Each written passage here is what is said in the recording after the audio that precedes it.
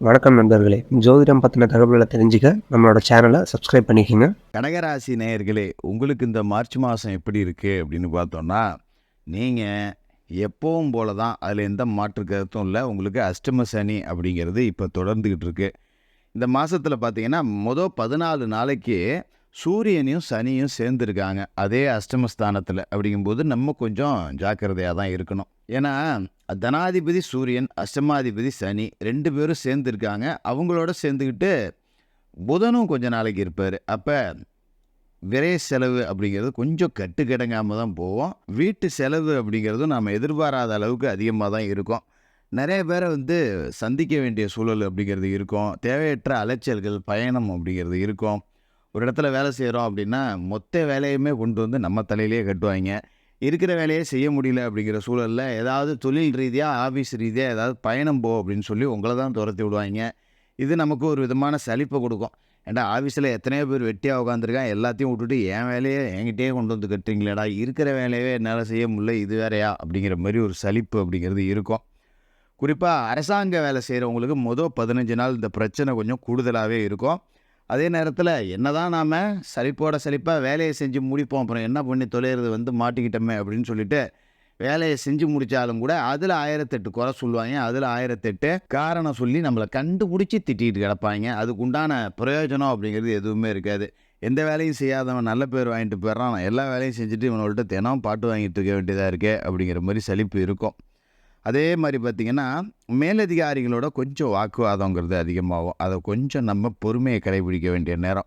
ஏன்னா, நேரம் சரியில்ல அப்படிங்கும்போது இது மாரி பிரச்சனைலாம் வரும். நம்ம தான் கொஞ்சம் விட்டு குடுத்து இழுத்து பிடிச்சு அப்படியே ஓட்டிட்டு போணும். அதுதான் இந்த காலகட்டத்த பொறுத்தவரைக்கும் நல்லது. அதே நேரத்தில பார்த்தீங்கன்னா, மாச தொடக்கத்தில உங்களோட ராசிக்கு 7வது வீட்ல செவ்வாய் இருக்காரு. அதாவது மகர ராசியில இருக்காரு.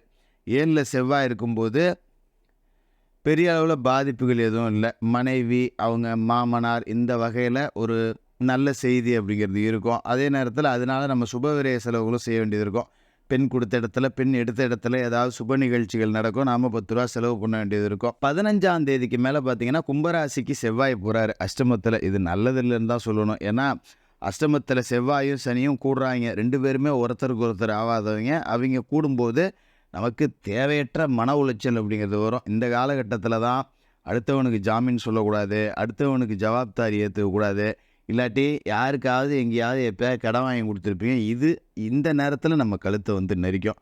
அவன ஆள காணோம். நீ தானே பணம் வாங்கி குடுத்த. நீ காசு எடுத்து வைம்பாய்ங்க நம்மகிட்ட. அதனால கூடுமான வரைக்கும் இந்த மாரி குடுக்கல் வாங்கல் இருந்ததுன்னா, இதுக்கு முன்னாடியே முடிச்சுக்கிறது அப்படிங்கிறது நல்லது. அதுமாரி மாசம் தொடங்கி 7 நாளைக்கு கும்பராசியில புதன் இருக்காரு. 3க்கும் 12க்கும் அதிபதியா இருக்கக்கூடிய புதன் அஷ்டமத்தில இருக்கிறது அப்படிங்கிறது, மறைந்த புதனால் நிறைந்த தனலாபம். ஒரு விபரீத ராஜயோக அடிப்படையில நம்ம திட்டம் போடாத செஞ்ச காரியத்தில வாரத்தில நமக்கு காசு கிடைக்கும்.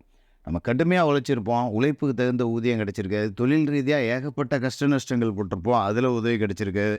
ஒரு குருட்டு அதிர்ஷ்டம் மூலியமா வருமானம் வரும். பணம் கீழ கிடந்து எடுக்கிறது, லாட்டரி சீட்ல விழுவுறது இந்த மாரி இனங்கள்ல ஒரு வாரத்துக்கு பணம் வரக்கூடிய வாய்ப்பு இருக்கு. அதே நேரத்தில 7ஆம் தேதி அன்னைக்கு மீன ராசிக்கு புதன் போய் நீசமடைகிறாரு. விரையாதிபதி நீசமடைகிறாருங்கிறது நல்லது தான். அப்ப விரயத்துக்கு தகுந்த தொகைங்கிறது வந்துகிட்டு இருக்கும். வீடு மாற்றம் சில பேருக்கு வரும். எந்த ஒரு காரியத்த செய்யணும் அப்படின்னு நெனைச்சாலும், காச வச்சுக்கிட்டு நம்ம தொடங்கணும்னு அவசியம் இல்ல. கையில காசும் இருக்காது. அப்புறம் எங்கேருந்து காச வச்சுக்கிட்டு தொடங்குறது? ஆனா காரியத்த ஆரம்பிச்சுட்டோம் அப்புட்ன்னா, எங்கேருந்தோ ஒரு மூலையிலேருந்து ரூ. 10 நமக்கு காசு பணம் அப்படிங்கிறது கிடைச்சிடும்.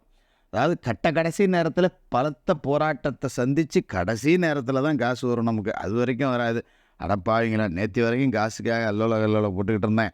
இன்னைக்கு தான்டா காசு கிடைக்குது. பரவால்ல இப்பயாவது கிடைச்சதேன்னு நெனைக்கலாம். அதுமாரி 8ஆம் தேதி அன்னைக்கு சுக்கிரனும் பார்த்தீங்கன்னா, அஷ்டமத்துக்கு போயிடுறாரு.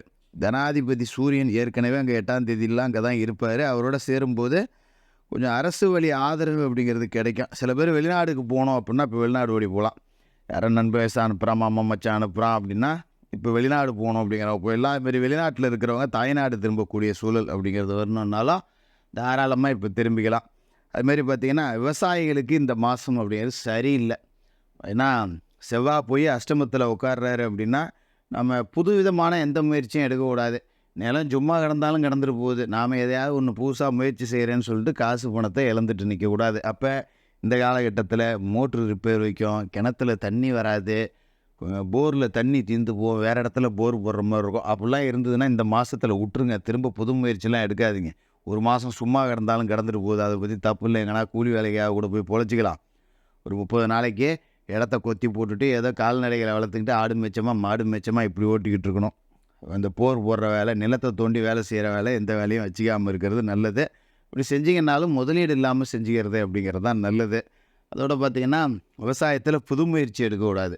என்ன பயிர் வைக்கிறீங்களோ 10 ரூபா லாபமோ நட்டமோ அதே அப்படியே செஞ்சிட்ருக்கேன் நல்லது. நான் ஒரு புதுசாக ஒரு மருந்து வைக்கிறேன், புதுசாக ஒரு உரம் வைக்கிறேன், புதுசாக கடலை போட்டிருந்தேன், இப்போ கரும்பு போடுறேன், பயிர் மாற்றுறேன், இந்த வேலைலாம் வச்சுக்கவே கூடாது. புது முயற்சி வேண்டாம். அதுமாரி கூட்டுத் தொழில் செய்யக்கூடியவர்களுக்கு இந்த மொதல் 15 நாளைக்கு, இந்த மாதம் தொடங்கி மொதல் 15 நாளைக்கு கொஞ்சம் சுமாராக இருக்கும். செவ்வாய் அங்கே இருக்கார் அப்படிங்கும்போது கொஞ்சம் சேட்டையை தான் நமக்கு கொடுப்பாரு. அப்போ கூட்டாளிகளுக்குள்ளே ஒருத்தருக்கு ஒருத்தர் மோதல், நீ பெரிய ஆளா நான் பெரிய ஆளா, நான் தான் அதிகமாக உழைக்கிறேன், நீ ஒரு வேலையும் செய்கிறதில்ல, இந்த மாதிரி சின்ன சின்ன பிரிவினைகள் அப்படிங்கிறதுலாம் கொஞ்சம் நிறையா வரும். அதனால் அதெல்லாம் நம்ம விட்டு கொடுத்து போயிடணும். கூட்டணிக்குள்ளே நம்மளே குண்டு வச்சிக்கிட்டு இருக்கிறது அப்படிங்கிறது இந்த காலகட்டத்தை பொறுத்த வரைக்கும் உங்களுக்கு நல்லதும் இல்லை. அதே நேரத்தில் உங்களோட ராசிக்கு பாக்கியஸ்தானத்தில் 9வது வீட்டில் ராகு இருக்கார். தந்தையாரோட உடல் ஆரோக்கியத்தில் கொஞ்சம் அதிக கவனத்தோடு இருக்கணும்.